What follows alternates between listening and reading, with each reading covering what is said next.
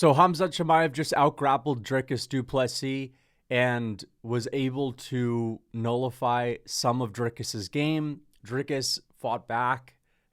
Let's be honest, guys. Let's just say it how it is, okay? Khamzat Chimaev rendered Dricus Du Plessis into a literal grappling dummy. And it was a humiliating performance for Dricus Du Plessis. Dricus Du Plessis was humiliated last night. And I'm going to be real. I'm going to be totally real, guys. I was actually rooting for Dricus. And even though Khamzat, he's been very entertaining throughout his career, let's be honest, as dominant as that performance was, it wasn't anything that entertaining. And, you know, to be honest, I'm a little bit sad that we don't have a champion that checks all the boxes like Dricus Du Plessis. Entertaining on the mic, entertaining on the cage, active as well. Khamzat says he's interested in maybe fighting in October, but I don't know, man. I feel like I already miss the Dricus Du Plessis title run, but we've got to be honest. We've got to be 100% real. Dricus Du Plessis had, until the 5th round, he almost had Khamzat. I was getting excited. And listen, I picked Khamzat Chimaev, and I was dead wrong. Nonetheless, I said Khamzat, if he doesn't get the finish in the 1st round or the 2nd round, he's cooked. And that just wasn't the case at all. But as I said, let's just be 100% honest. Dricus Du Plessis had absolutely nothing. You know, he had said that his coaches and his team, that they were doing these things where, you know, his coach was offering his training partners $10,000 if they could take him down. And they had like 30 guys try to take Dricus down and none of them could. And it's like, dude, but you're training with these bums. And the truth is, let's be 100% real, like most fighters compared to Khamzat, most people, most grapplers are bums. You really do need like the Craig Jones in your corner for years. You really do need like another Olympic style fucking Chechenian type of wrestler for years in your gym to have a chance. And even then you're probably screwed because it's like, well, Zubaida Tukhugov and, you know, whatever this other, what's the remember Habib always talks about one of his teammates being a gangster brother. Who's the gangster? I forget the guy's name. Not Zubaida. You guys get the point. Just because you train with someone doesn't mean you're going to be that amazing either. Dricus Du Plessis, and this is really what it comes down to, there was this idea that throughout his career, his grappling's always been really sick, and I kind of bought into that a little bit. And despite me saying that, shit, if you're getting out-grappled badly in the 1st round by Derek Brunson, I just can't pick you against Khamzat in that 1st round because Khamzat's going to be too much. If Dricus is like throwing himself on bottom and making all these goofy mistakes, I can't rely on that. And essentially, it's like, dude, the only reason why I thought Dricus was going to be able to get up to his feet in the 3rd, maybe the 4th, man, he'll be able to get up, he'll be able to stuff the takedowns, is because I thought he was technically better. But no, he can't compete with Khamzat Chimaev. And I will say I was a little bit wrong on the gas tank thing as well. But Khamzat Chimaev's level of dominance was so insane, especially in that 1st round, because he didn't really have Dricus up against the fence. He just had him right in half guard and then was able to get into mount and crucifix and was able to keep him there. He had Dricus in such bad positions where he was so hopeless from getting out that it didn't require him to expend a lot of energy. And therefore, Khamzat was able to just do the same thing over and over and over again. He didn't have the same kind of fight that his opponents are usually putting up in the grappling in the 1st round, where Khamzat, it needs to be, you know, sprinting in every movement that he does because he had Dricus in the crucifix. And once you're in that position, you can kind of chill.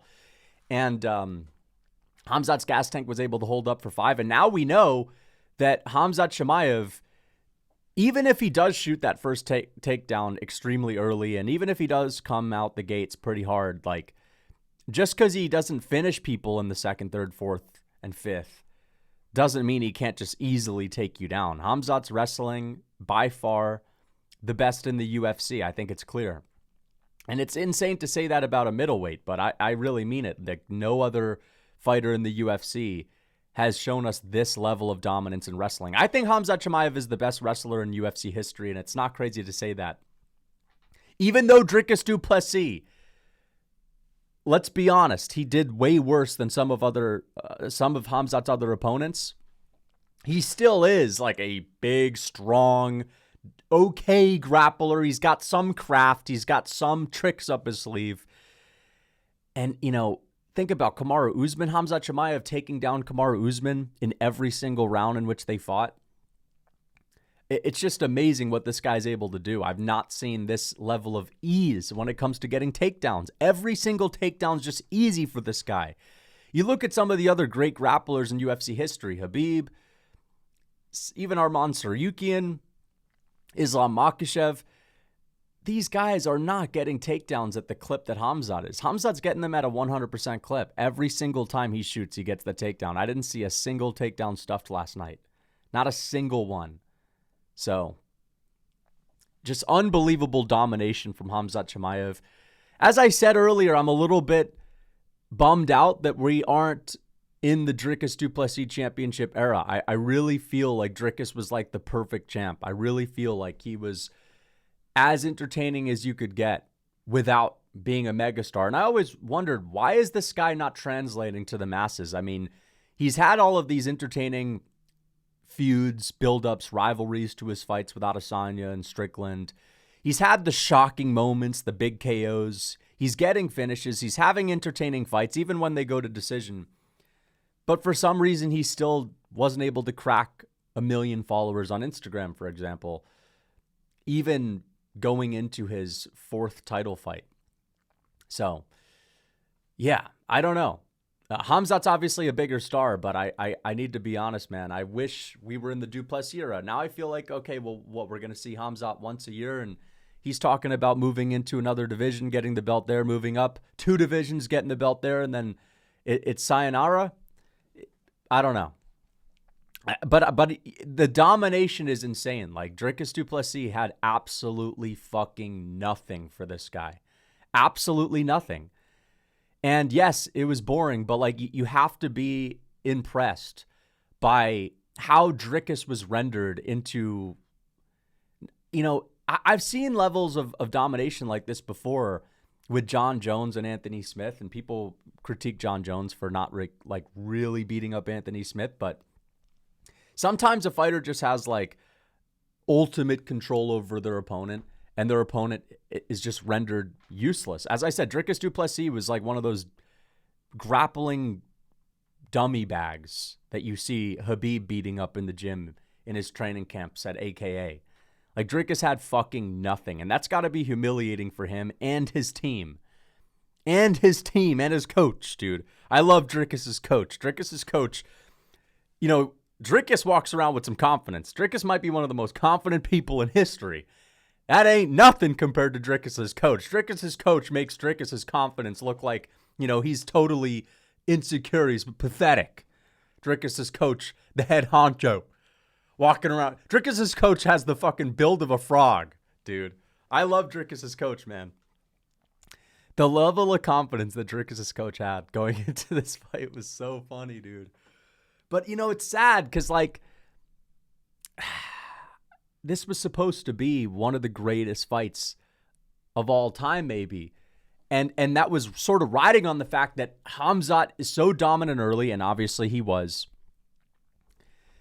But if he can't get this finish, he is cooked, and Dricus Du Plessis is going to be fumbling and bumbling down the middle and starting to beat him up, stuffing the takedowns. That didn't happen at all, man. Dricus Du Plessis was so outmaneuvered on the ground that there was not one moment in this fight until the 5th where, let's be honest, the ref kind of helped him out a little bit, standing the fight up every now and then, giving Dricus Du Plessis those chances. And Khamzat made a couple of mistakes too, but until the 5th round, really, and even in the 5th, he arguably lost that round too. Although, man, it got close for Khamzat. Dricus took his back. He was in mount. Oh, Dricus pulled guillotine, man, in the 5th round. What are you doing? Dude, you should have just postured up and started going for ground and pound. But either way, Dricus was just not competitive at all because he was totally outgunned technically. He had nothing for Khamzat technically. Absolutely nothing. Absolutely nothing. Just crazy to see, man. Insane.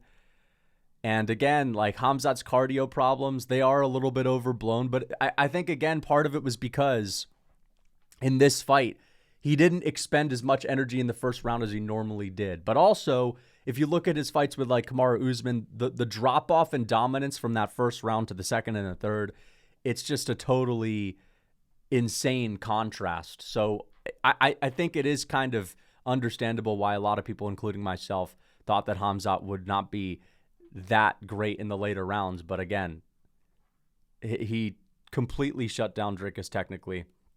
And it also goes to show that this idea that, Dricus is a big middleweight, like, to be honest, that was not really a huge aspect in my mind, but maybe I thought of it a little bit. But either way, there's a lot of people that were saying Dricus is the first big middleweight. And it sort of goes to show that this idea of, well, now he's fighting a real middleweight, or now he's moving up to light heavyweight, he's going to fight monsters, man. Khamzat Chimaev he's a pretty big middleweight, but he's not like the biggest middleweight. Dricus Du Plessis weighs more than Khamzat. It just goes to show technicality and lighter man skill is king. And, you know, fuck it. Forget that Khamzat ever fought at welterweight, but this idea of like big, and having blub, as I said a couple of fucking videos ago, this idea that just pure blub, like layers of mass alone, like physical layers of mass. I like to call it blub. Okay? It doesn't matter if it's muscle, tendon, whatever. Just fucking mass. Doesn't help you in a fight. unless you have like 30 pounds on them. But obviously Dricus didn't have 30 pounds on Khamzat, but he probably had like 10 pounds on him. But this idea of, well, Dricus is going to be big and bad to the bone, doesn't do fucking shit.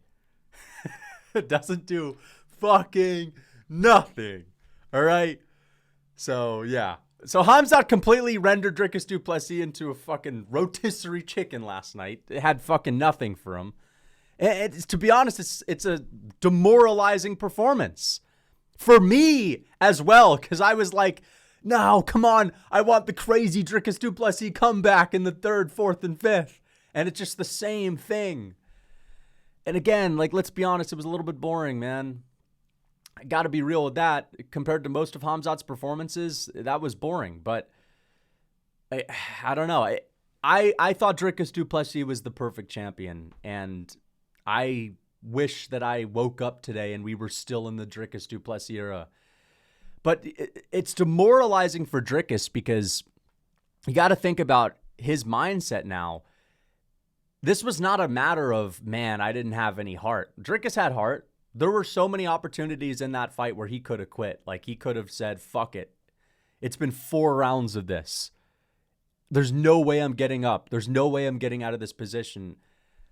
Okay, if he submits me, whatever, dude. I wasn't going to win anyway. Like, he had opportunities to do that, but in all of those terrible positions, he's still tucking his chin and moving his chin here, moving. Dude, Dricus Du Plessis was so outmaneuvered on the ground that his level of defense, like, the only thing he could do is, like, move his chin in different directions. Like whack-a-mole, but, like, you know, with his fucking neck moving. That was so funny. But, like, yeah, man, you gotta... like, dude, you gotta think, man. In Dricus's mind, this was not a matter of I wasn't tough enough. I actually saw like a little clip of Dricus talking about how MMA has come full circle, about how back in the day it was about who the toughest rootin' tootin' guy was. And then it became who the best wrestler was. And then it became who the best striker with takedown defense was. And now that everyone's so technical and has wrestling, takedown defense, they've got good striking, kickboxing, boxing, brother. Now that everyone has everything, it comes down to toughness again. This was not an example of that, man. This shut down Dricus's worldview.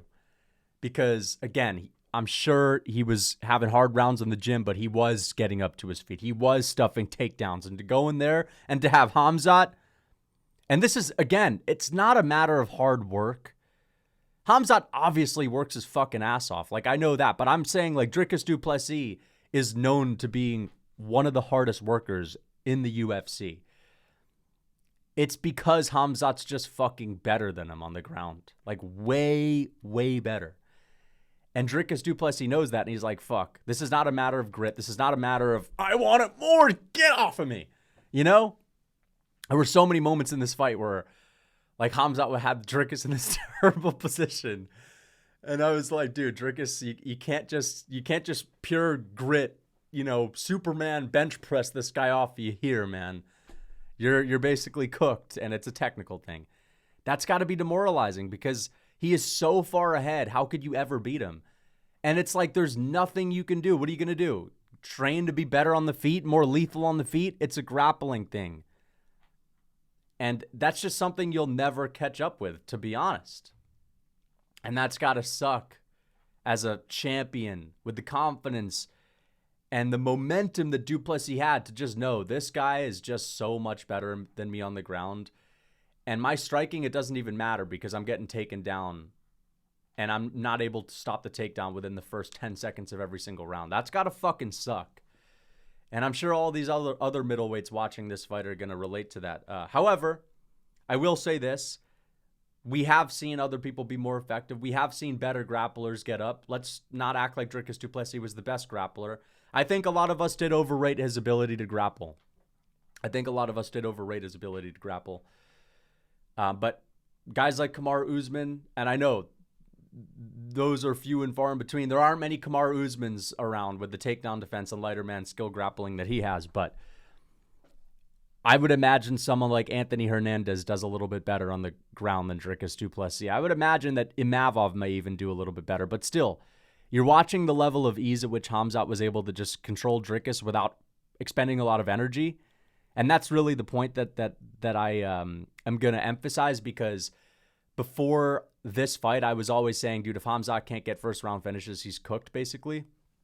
But now that I see that if he can get like a dominant position, half guard, crucifix, whatever on the ground, and he can keep it without expending a lot of energy, who's to say he can't do that to another guy? Like Anthony Hernandez. Anthony Hernandez and Imavov don't have something magical where they have like the little trick, the little magic trick to get out of crucifix position. Sometimes you're just in those positions and you're screwed, and Khamzat is so strong. He's so good on the ground. He could put you there, and it doesn't matter how much grit and cardio you have. If you can't get up because of technique, you're just cooked. So, yeah, man. I think Khamzat's going to be a champ for a while. I still think Anthony Hernandez is his toughest fight. I still think he does a little bit better than Dricus, but it's gonna take another insanely high-level grappler. And I'm not talking about Reinier de Ridder, dude. I'm not talking about someone like Reinier de Ridder, although he probably is a little bit better on the ground than Dricus. I'm talking about like a Makhachev level of grappler, and not specifically Makhachev, although it's kind of crazy to think about this because Khamzat's a middleweight, Makhachev former lightweight. Makhachev fighting for the 170 belt.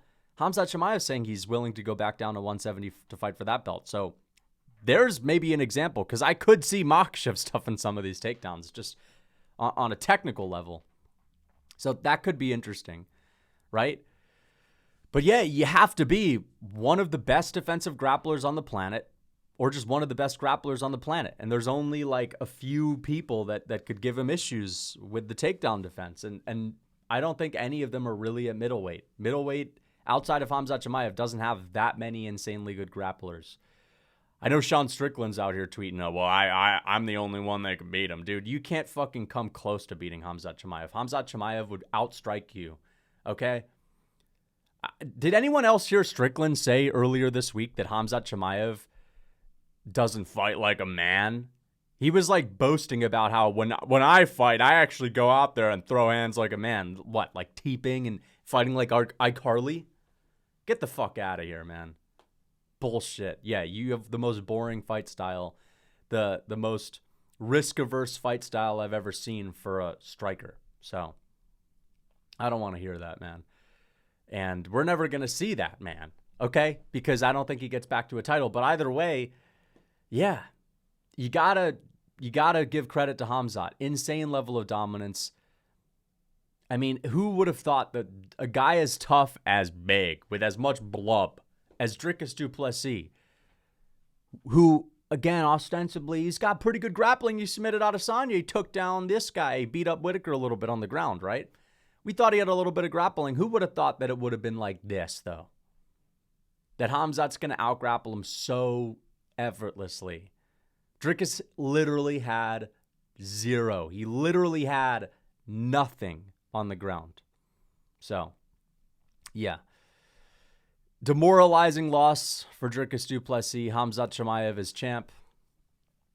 And, yeah, not the best fight when it comes to entertainment. That shit was pretty boring. But you got to give credit where credit is due. That was insanely impressive, even though it was boring. To have that level of control against someone as dangerous as Dricus. So, yeah. Lerone Murphy versus Aaron Pico.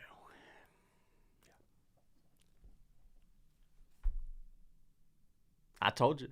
I told you. I told you so. I told you so. Now, I picked Lerone Murphy by 29-28. And I didn't get it right as far as that goes. But I didn't pick Aaron Pico. And I would never pick a Bellator fighter coming in to fight someone in the top 5, top 6 in the UFC. Lerone Murphy gets the second spinning elbow KO of the night. Dude, I was going berserk. I was going crazy. Because I was shitting my pants early on in this fight when I saw Aaron Pico come out, guns blazing, rip into the body. I actually thought for a minute, like, oh shit, this is going to be embarrassing for me. Aaron Pico is literally imposing his will like no other. We don't see people give Lerone Murphy this little respect. And that's just because he's a great fighter. It's not because he's super dangerous, right? Although he is actually pretty dangerous now. But in general, Aaron Pico just went out there and started bullying Lerone Murphy early. And I was like, oh shit, like I am so wrong. Okay, but then Lerone Murphy starts getting into the fight. He starts waking up a little bit. And it starts becoming clear that Aaron Pico's leaving himself open a little bit. He gets cracked by this big knee. Lerone Murphy is now switched on. And then you remember, wait, Aaron Pico is a bit of a glass cannon. He doesn't have a good chin. What if Lerone Murphy connects and Lerone Murphy spins and lands one of the nastiest, flushest spinning elbows I've ever seen in my entire life, putting Aaron Pico out cold. It was a more brutal spinning elbow KO than Prates versus Geoff Neal, although that one was sick as well. I'm going to get onto that fight after this. I mean, that was one of the most entertaining first rounds I've ever seen, by the way. This was very entertaining. Lerone Murphy, he got bullied. He was the nail early on. But that's the thing. That's the difference between Lerone Murphy, who has experience in deep waters, with Edson Barboza, where he really went hard at Edson Barboza and scrapped with him for 5 rounds, kind of beat him up a little bit as well. He was in control of most of that fight, but he went 5 rounds with Barboza. He had a 3-round scrap with Dan Ige. He was in the cage for 3 rounds against Big Meaty Hooks, Josh Emmett. Aaron Pico goes out there and starts bullying some Can and Bellator. They're going to fold. They're going to fold as soon as they get hit with the body shots. And then they're going to be like almost wilting. And then the takedown is free. Aaron Pico gets the takedown. Now you're worried about the takedown. This is the thing that I was saying in my prediction. Aaron Pico fights, it's like, you know, he's a simple man. He's a simple man with a striking game. He's a simple man with his wrestling game. And just the whole vibe around Aaron Pico fights are too simple. It's always like, you know, you could just imagine his coaches saying, good, throw the body shot. Good, throw the body shot. Nice. How about a level change? It's like they're coaching some guy that's having their first professional fight. That's kind of the vibe I get with Aaron Pico because he's fighting so many bums. And he's dominant. It's like a really insanely good prodigy in the gym having their first professional fight against some Can that his team cherry-picked. And they're coaching him through it. But this is the difference between those Cans and Lerone Murphy. Ranked number 6 in the world, 8-fight win streak, now a 9-fight win streak. And this is a guy that, again, he's not just going to go away after you hit him with a couple of body shots. He's tougher than that. And he actually has tricks up his sleeve. Unlike the Cans in Bellator, where if they're in the same position as Lerone Murphy, their trick is going to be throwing some, like, pain-fueled right hand. They're in pain because of the body shots. I'm just going to chuck out a pity right hand. Lerone Murphy lands a fucking spinning elbow from hell. Okay? So, yeah, man. Shout out to Lerone Murphy, saving us from the industry plant. Dude, I'm actually so happy. Now, listen, I don't dislike Aaron Pico, and there's nothing wrong with him being confident.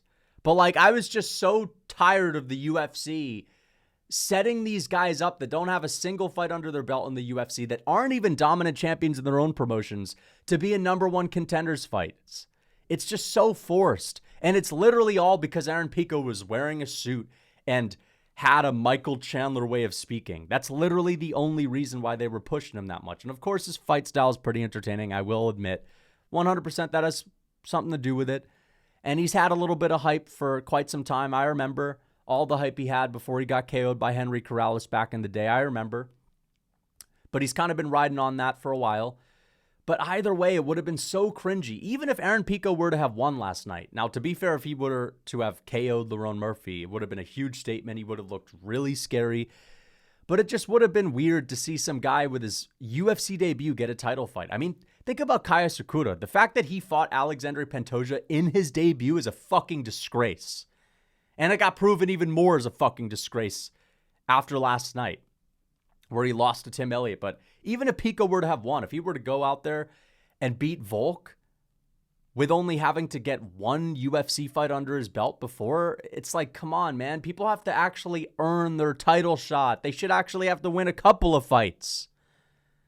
I thought back in the day, these champions were getting to the title easy. Like, Anderson Silva fought for the belt in his second ever UFC fight, but like, I don't know, man. That should not be happening in 2025 with how stacked the divisions are. You should have to earn it. And Lerone Murphy, he has earned it. At this point, he has earned it. Okay, and it also just would have sucked to see Aaron Pico fight for a title and then lose. And then people are going to say, well, Volk's win over Pico means nothing outside of Lerone Murphy. He's beaten nobody. He doesn't have a good resume. Right? Now, if Volk fights Lerone Murphy, even though I still want the UFC to make the Evloev fight. But listen, Lerone Murphy at this point, I think he's earned it. He's beat Ige, he's beat Emmett, he's beat Barboza, he's beat Pico. Sure, he hasn't beat any of those top 5 fighters, but still, he's on a crazy win streak, and Evloev is injured. And if there's anyone that deserves it other than Evloev, it is Lerone Murphy right now with the win streak that he's in, taking this fight on short notice, doing the UFC a favor. If Volk beats Lerone Murphy, it means something. It means something. Now, it's not going to be the same level of win that he would get over Evloev, right? It's not going to be the same level of win that he would have credit for beating a guy like Gene Silva, but that's just because Lerone Murphy is not a big name, doesn't have a lot of hype. But I think after a win like this, where Lerone Murphy has had some boring fights, even though the Barboza fight and the Ige fight were very fun, I think people call him a little more boring than he actually is. But I think part of that has to do with the fact that he's soft-spoken and he's not a big talker. I like Lerone Murphy. He seems like a great guy, humble guy. He's like a more chill Leon Edwards, right? And now that he just got a wicked, brutal KO, I want to see him fight for the title. I think Volk beats him, but hey, after seeing what he just did to Pico, dude, he can catch Volk with a big knee up the middle. Lerone Murphy's knees, they're nasty. The elbows, they're there. I mean, he was showing out with the elbows against Josh Emmett as well. I don't know if he landed any spinning elbows, but he landed a lot of like lead elbows. He's very slick with that stuff, with his Muay Thai. So it is an interesting fight. Lerone Murphy is a good enough fighter that I could see going the distance with an older Volk. So I'm just excited to see it. I'm really excited to see it. And again, Aaron Pico, dude, how the fuck was anyone going to pick this guy, man? Now, I understand early on he was really impressive. I get it. He's dangerous. But still, he was fighting absolute bums, dude. He was fighting absolute bums. And he was also just saying, dude, he said his boxing was better than Topuria. He said he was going to crumble Volk. Volk's never fought a wrestler like him. Dude, Volk fought Islam Makhachev. What the hell are you talking about? You do realize that, good wrestling in MMA has really little to do with your wrestling accolades. I don't care if, You wrestled in the NCAA and almost made it to the Olympics. Dude, Henry Cejudo's a gold medalist in the Olympics and was totally ragdolled and out-wrestled by Merab Dvalishvili, who never competed at a high level of wrestling, who literally just comes from a Sambo and judo background. So, that means nothing. Islam Makhachev would eat you in wrestling, all right? So I don't want to hear it. This guy was talking... Aaron Pico, in Aaron Pico's mind, he could probably beat Tom Aspinall. So, listen, I don't mind Aaron Pico that much, but he was talking a lot. Now, he wasn't Patchy Mix talking shit, but he was really hyping himself up. He said, that's Makhachev. Volk lost to Makhachev, but I'm Aaron Pico. And that means a lot. I'm Aaron Pico, and I am the greatest wrestler in the history of mixed martial arts. Right? It would have just fucking sucked to be in a timeline where this guy's going to be fighting Volk for the belt, dude.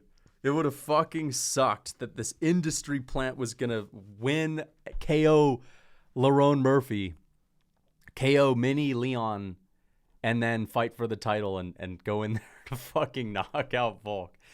It wouldn't even matter what the final outcome was. I don't like seeing these Bellator fucking industry plants. That's what it is. It's not Pico alone. It's not just Pico.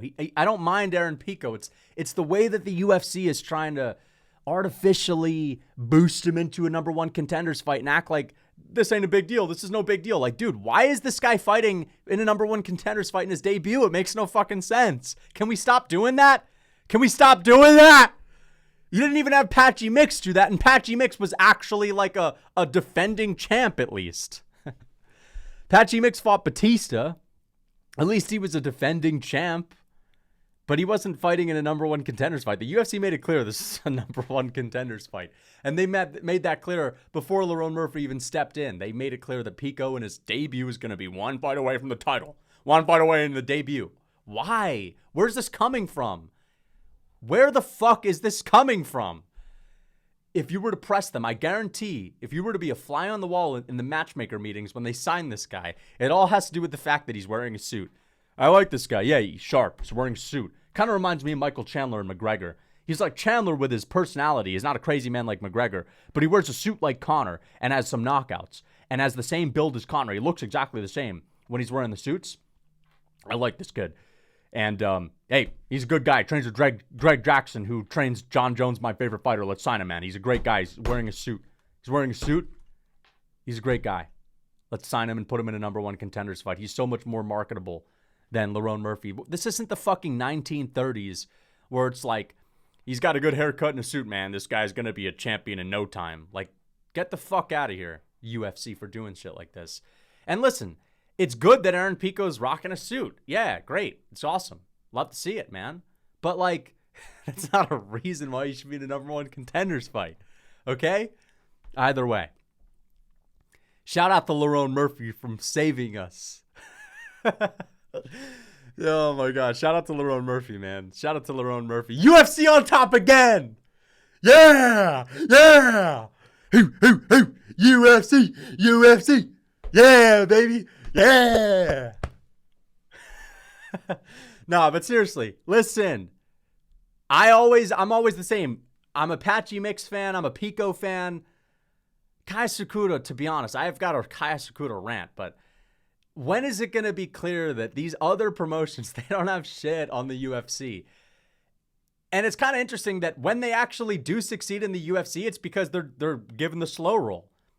They're still being built up. Like Rainer de Ritter, he doesn't come in and fight for a number one contenders fight. None of these guys in other promotions can compete in number one contenders fights and succeed in their debut.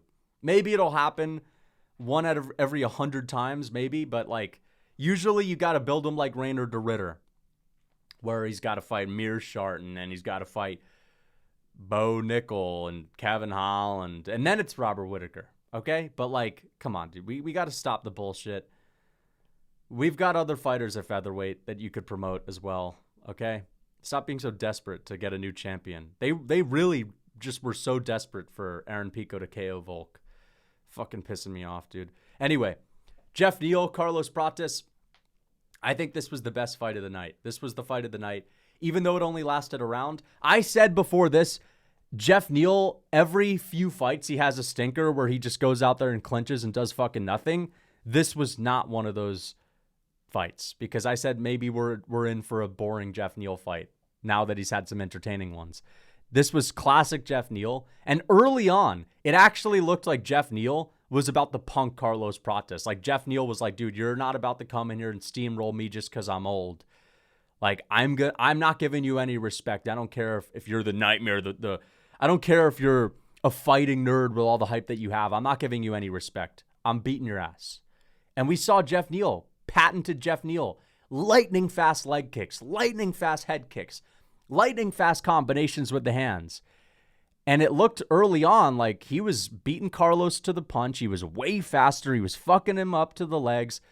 But Carlos Prates, he just eases his way into a fight, man, and starts chopping at the legs of Geoff Neal, and then starts landing those nasty knees to the body. And then he starts talking to Geoff Neal as he's finding his rhythm, and he starts screaming at him when he's landing his punches. And I think he was saying, oh shit. At one point, he landed something really clean on Geoff Neal, and he starts screaming, oh shit, in the middle of the octagon. And then at the last couple of seconds of the round, this guy does a spinning elbow. And it was I don't even understand how Geoff Neal reacted the way he reacted. Like, it didn't even look like it landed that hard, although the sound of it was very loud. But it was just right on the temple, right on the spot that's going to put you out cold. And Geoff Neal slumps back, and you see his eyes. He looked like he was having a seizure. That was a brutal one as well. 2 spinning elbow KOs in a row, both in the first round. Insane. But I have to say this is the best fight because it was super competitive. And there were just so many great moments. Like, you know, Kai Asakura and Tim Elliott, they had a pretty high-paced fight early on. But like this, dude, this was like the epitome of entertaining. Both guys fast. Both guys aggressive, imposing their will. Both guys actually landing flush. Whether it's leg kicks, body kicks, knees to the body, punches upstairs, they were landing flush, and there were a lot of strikes that both of them landed. This is what makes for an entertaining MMA fight. This was perfect. This is why I'm a fan of the sport for fights like this. So I loved every second of it. It surpassed my expectations because, again, Geoff Neal has had some fights where you're like, oh, it's Geoff Neal, hands of steel. He's going to have an absolute war. It's not always like that, but it was like that. It was only a one-round war. And I do feel bad for Geoff Neal. I do feel really bad for him because that was a nasty KO. And he did so well early on. But Carlos Prates, I was thinking this after the fight. I was like, man, how the hell did Ian Gary beat this guy? Like, how? He is so lethal, man. His adjustments are so good as well. Every limb, elbows, knees, kicks, punches, like he has everything, and they're all lethal. His timing is immaculate as well. Like, he's smooth in the cage, right? It's literally like this guy is... Honestly, I think he's one of the most impressive strikers I've ever seen. And when I watch Carlos Prates have a performance like this, I'm honestly thinking, I can't see how anyone could beat this guy on the feet. But then you think back to Ian Gary sort of effortlessly outstriking him for 4 rounds. And it's like, damn, how good is Ian Gary? But that's just one of those matchups that's just a bit of a nightmare. Like, I think that Ian Gary and MVP are the only strikers in the UFC that can actually give Carlos Prates problems. Outside of that, I think everyone in front of Carlos Prates is screwed. I think even JDM, now this is going to be a hot take, I think Carlos Prates is a bad matchup for Jack Della Maddalena. I know JDM's tough, but dude, Carlos Prates, he has a different level of power. And against someone that's not super elusive and long and rangy like Ian Gary or MVP, when JDM is walking in like this with his high guard, I don't know, man. I don't see how he doesn't get hit by those brutal knees to the body and doesn't get hit. If he's getting hit and lit up clean by Bilal, I don't see how Carlos Prates is not landing clean on him. So the welterweight division, so many killers, so many high-level fighters, but there's so many guys that look like they could be world champs at welterweight. Like Carlos Prates stands out. He has that level of striking where it's so dominant, it's so lethal. It stands out and you think this guy could easily be a world champion. Because when this guy is on, he looks like he's unstoppable. Same thing with someone like Sean Brady on the opposite side of the spectrum, just a grappler, right? But when he is fighting, he stands out, and you think, how could anyone stop this? This guy is so dominant on the ground. I can't see anyone stopping this, right? And then you got a guy like Ian Gary who's able to school Carlos Prates, right? It's just, there's so many amazing fighters at welterweight. Even Jack Della Maddalena, he looks amazing as well. But this was an amazing performance from Carlos Prates. Super entertaining. I think one of the most devastating strikers ever. I honestly think that outside of MVP and Ian Gary and maybe a couple of the modern day strikers, if you have Carlos Prates competing in the welterweight division before 2020, I think no one, well, I don't know.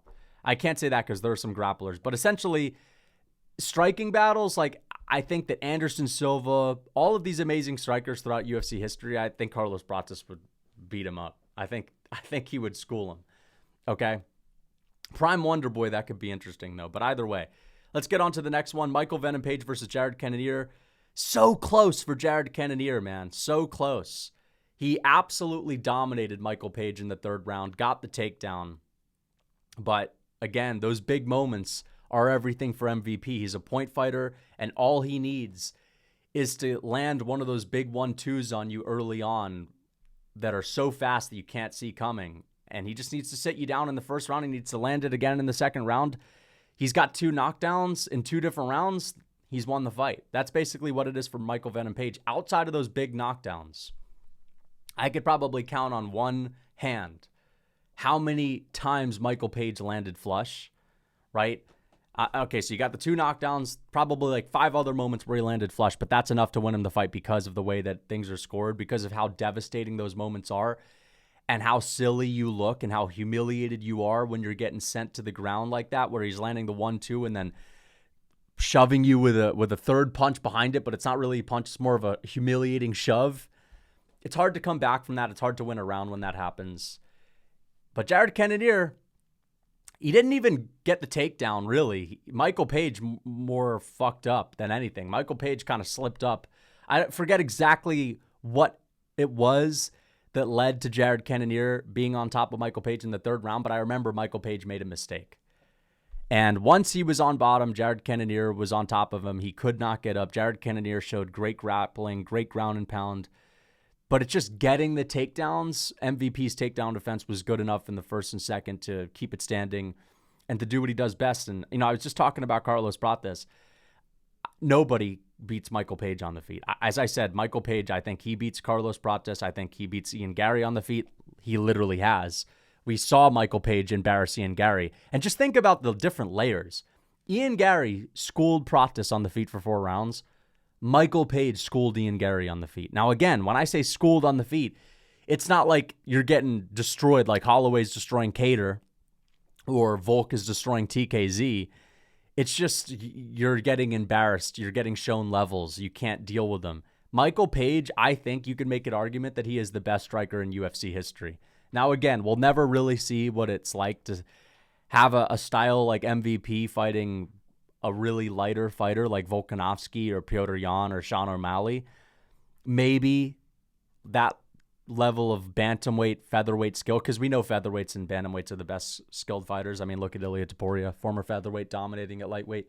But the point is, I think at least upper weight classes, 170 and above, no one in the history of the sport could outstrike Michael Page. And I know some people are going to be like, 2 words, Douglas Lima. Yeah, listen, 1 word, fluke. Fluke, okay? Fluke. All right, bro? Listen, I understand Douglas Lima knocked him out. It was a fucking fluke. He kicked him and then had a cartoonish style of KO, the type of KO you were expecting from Dricus Du Plessis this weekend. The type of KO you expect from Reiner de Ritter. Now, listen, when I say it's a fluke, I'm not saying it was like he literally slipped on a banana peel, but let's be fucking honest. Like, that shit is never going to happen. It's not, oh, Douglas Lima is so skilled. Every time he throws leg kicks, people fall. Yeah, that would not be a fluke if every time Douglas Lima threw a leg kick, people fell. And he had like a perfect follow-up technique where every time people fall, he clocks them with a big right hand. Like, come on, man. Michael Page is the best upper weight class striker in MMA history. There's no debate. Not even Wonderboy. Wonderboy was amazing. Wonderboy was phenomenal. I think Wonderboy could go out there in his prime and outstrike Ian Gary, Carlos Prates maybe. But, dude, Michael Page, the speed that this guy has, people just have nothing for him on the feet. And it's actually insane to watch. Obviously, his game is not that well-rounded. He's very one-dimensional. And therefore, if he does get taken down, even a guy like Jared Cannonier, who's not known for his grappling, can hold him down, beat him up, right? So, yeah, it's going to be interesting to see what Page gets after this. I'd like to see him get a pretty big fight, but I think the only way to beat this guy is to out-grapple him. Nobody has a chance on the feet. Really impressive stuff. Kai Asakura, Tim Elliott, dude, I have to just say this. Kai Asakura fought like a scaredy cat in this fight. And this is another reason why we shouldn't be giving fighters from other promotions title fights. Because how embarrassing is it now for Pantoja to have your last title defense? Or was it his last title defense? I think it was the title defense before Kai Kara France. Pantoja's super active, man. But, like, it's embarrassing that this guy was one of your title defenses recently, and now he's losing to an old head 41-year-old Tim Elliott. And it's just really not a good look because, you know, I always talk about how, for example, Demetrius Johnson was fighting these cans coming off of, speaking of cans, he was fighting Tim Elliott coming off of Tough. Tim Elliott had been cut from the UFC. He won Tough and then instantly walked into a title fight. And that is a title defense that people will use to discredit Mighty Mouse's reign. But then you see this shit, and it's like, dude, we need to stop. We need to build up contenders. We absolutely need to. But there's more to it. It's more than just Kai Asakura's not that good. Tim Elliott's crafty. Tim Elliott's a good grappler. I think Kai Asakura just fought like a scaredy cat in this fight. Dude, you are at least 5 pounds of pure muscle bigger than Tim Elliott. And I know earlier I said blub doesn't mean anything, but like Tim Elliott is a fucking grappler with no power on the feet.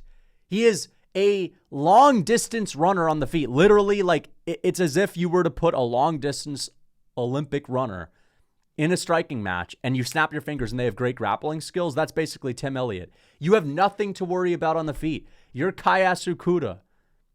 You're a big flyweight with power, with explosivity. I picked him by KO.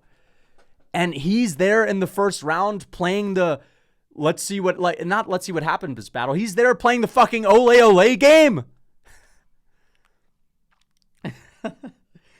You see Kai Asakura backing up and going forward and backing up. And it's the ebb and the flow. And you could see Dan Hardy talking about it's just such a technical battle. It's the ebb and the flow. He's moving back because you don't want to just get hit in there. You don't want to just get hit. Dude, it's Tim Elliott. Get hit. Get hit.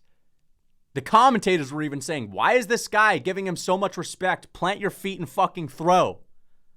And Kai Asakura's throwing and he's getting out of the way. Dude, what are you doing? What are you doing? And I understand maybe he was wary of the takedown. Fucking hell, bro. Maybe you're wary of the takedown. You're not supposed to give this old man the respect. Kai Asakura fought more aggressively against Pantoja. It's like he got beat by Pantoja.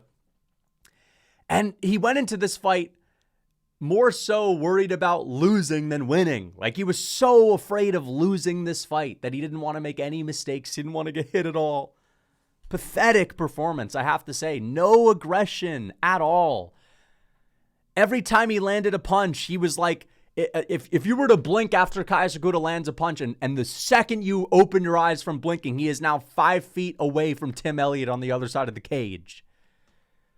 Playing the outside foot battle, just a bunch of bullshit, man. This was so frustrating to watch. He should have won this fight. And again, if you're going to fight like that and not impose your will, and fight like an NPC, fight like Amir Al-Bazi, then you're going to get submitted, dude. You're going to get taken down and submitted. Kai Asakura went in the cage terrified of losing. I'm sorry. That was a horrible performance. Tim Elliott, great stuff. He took advantage of it as soon as it got to the ground. Listen, it was no secret that Kai Asakura was going to be outmatched on the ground. The point that I'm making is You should not be giving Tim Elliott this level of respect on the feet. I know Tim Elliott's jumping around and he's got an awkward style. You should not be backing up, skirting around in the octagon on the outside and keeping your good old distance because you're worried about getting cracked by Tim Elliott. Enough. So frustrating, bro. Let's get into this. Susurkaev versus Eric Nolan. Dude, this was a sick fight. This is probably the second best fight of the night. Amazing matchup. Susurkaev, listen, people are saying fraud check. Come on, man. Like, this guy won on the Contender Series. He had a great performance on the Contender Series. Body kick TKO. Just because you're winning on the Contender Series, you shouldn't be talking about someone like, yeah, they're going to be dominant in every fight. Maybe it had to do with the fact that he was boys with Khamzat and hanging out with Khamzat. Oh, he's got to watch from Khamzat. And people are just expecting him to have Khamzat level of performances. But I wasn't expecting Susurkaev to go out there and totally mince everyone in his path for the next 4 years until he gets a title shot. Like, I was thinking that he was going to be pretty good and dominant on the feet, but like, I don't know. I guess people were expecting him to just, and I know Eric Nolan is not he doesn't have a lot of hype, although people thought of him as pretty decent. Eric Nolan's super tough, came out there to fight. Great stuff from Eric Nolan. Both fighters fought well, but again, people's expectations were so high for Susurkaev. I didn't have super high expectations for this guy because, again, the guy he beat on the Contender Series, he's okay. He's not great. I believe he lost last year on the Contender Series to Bellato. So, yeah, this was a war, though. I thought it was a really entertaining fight. Susurkaev starting the fight early, sort of schooling Eric Nolan in the first couple of minutes, but then Eric Nolan started landing some big shots. He rocked Susurkaev in the first round. This was an amazing fight, but Susurkaev, great striking, and then pulled out the grappling, just proved to be the more well-rounded fighter. So I look forward to seeing him fight again. I'm not going to consider this a fraud check, but that's just because my expectations for him were not, he's going to bulldoze everyone. I just thought, okay, he's a good striker. He's an entertaining striker. Let's see how he does. I don't know. I didn't feel like this was like the second coming of Khamzat Chimaev. So either way, Eric Nolan, I hope the UFC gives him another shot because of the gritty performance that he put up. Gerald Meerschaert, Michal Oleksiejczuk, sick fight. Michal Oleksiejczuk gets the KO. Easy stuff. The density maxer wins. Polish density maxer. Polish power. Beats Gerald Meerschaert. Gerald Meerschaert, I picked him to lose. I picked Michal by KO. I said that Meerschaert, if he gets it to the ground, he'll be dangerous, but he's got nothing for Michal on the feet. Absolutely nothing. Michal hits hard. He's a density maxer. He'll win this fight. He gets it done by KO. And I forgot who he called out. Oh, he called out Vettori. I think he schools Vettori, to be honest, but Vettori's so tough, he'll be in there for 3. Jessica Andrade, Lupi Godinez, I picked Godinez to win. Alexander Hernandez versus Chase Hooper. Now, this is a bit of a fraud check. I'm not going to say fraud check. This is a bit of a hype train derailment because even though Chase Hooper had a bit of a rough start to his career, and when I say rough, like he had like a 3-3 record or a 4-2 record in the beginning of his UFC career. For the past couple of years, Chase Hooper has been looking really dominant, and he's been looking like, okay, now he's finally hitting his stride, and he's really improved leaps and bounds. And there were expectations that Chase Hooper was going to start destroying Jim Miller and Alexander Hernandez and that level of opponent. He absolutely murks Vyacheslav Borshev, who, to be honest, is on a similar level to Alexander Hernandez, right? He goes out there and easily beats Jim Miller, and you expect, okay, until he gets to those Raumbetskys and Duncans, he should probably win every fight. And no, Alexander Hernandez goes out there, and I sort of made fun of this in my prediction video. I said, well, he's got the brick wall takedown defense look. That doesn't mean he actually has brick wall takedown defense. But no, Hernandez was able to keep it on the feet early. And he is a strong, explosive guy. And even though Chase Hooper's striking is improved and he can take a better shot at lightweight because he's not cutting as much weight to get down to featherweight, I guess it still is the case that Chase Hooper, he just doesn't have the physicality. He doesn't have the quick twitch ability on the feet. And if he can't get those takedowns, even someone like Hernandez that isn't even that great, that's not even the best striker, just being faster, more quick twitch, more explosive, that's a huge issue for Chase Hooper. And Alexander Hernandez cracks Chase Hooper, knocks him out. Let's be honest, it was an early stoppage. I think that it was a early stoppage. Like, there's no doubt about it. It was early. Even the follow-up shots weren't landing that flush. But it is what it is, man. I think he can still come back from this. Listen, Chase Hooper is still very young, but he was supposed to go out there and he was supposed to dominate. And yeah, he got knocked out in the first round. Edson Barboza versus Dricus Khlose. Close fight, but I'll be honest, I understand why they gave it to Dricus. I picked Barboza to win. But let's just be honest, man. Barboza can't take a shot anymore. What is going on with his eye? There's something going on with Barboza's eye. He just can't take a punch. And it was evident. Every single time Dricus Khlose hit Edson Barboza, like, his eyes looked glazed over. It looked like he had, gone out for a split second on the feet. Every single time he got caught. And just those reactions were so big. They were so obvious that obviously the judges are going to take that into consideration. So Dricus Khlose wins on damage. It was a very close fight. I'm not going to complain about the scorecards, but I could see why they gave it to him. It looked like everything that he was hitting Barboza with was getting a big reaction out of Barboza. But yeah, good stuff. Listen, I expected Barboza to have a better outing than this. He threw 9 innings the other day, and I was thinking, man, he'll be able to at least throw 4 or 5, and Dricus Khlose just went out there and pinched hit and laid down that bunt. So, good stuff for Dricus Khlose. No, this is actually the equivalent of Dricus Khlose being the power hitter. Dricus Khlose was the home run team. Dricus Khlose was just swinging for the fences the whole time. Barboza was trying to lay down those bunts. He was trying to lay down a bunt down the line and Charlie hustle his way to first base. And Dricus Khlose is just too young, too powerful to have old crafty vet Edson Barboza get his little fucking bunt down the line single.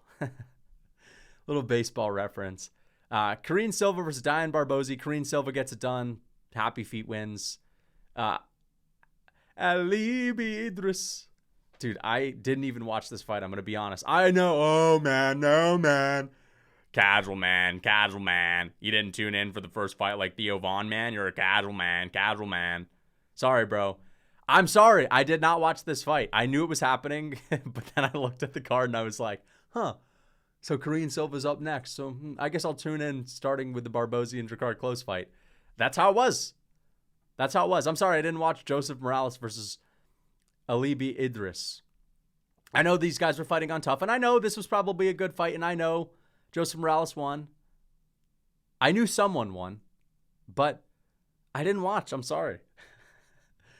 Damn, I'm unsubscribing, man. You're a casual. You weren't front row eating popcorn, sitting there with a smile on your face watching Alibi Idris versus Joseph Morales. You're the worst person of all time, man. Sorry, guys. I made the grave mistake of not watching the fucking Tough fight.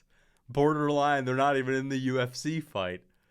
And I know. Well, that's how casuals are created. That's how you turn into Joe Rogan. You're not watching those ones.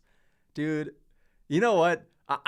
Joe Rogan actually said the Apex was his favorite. Unbelievable. It's like, bro, why are you only commentating the big pay-per-views and you only commentate half of those?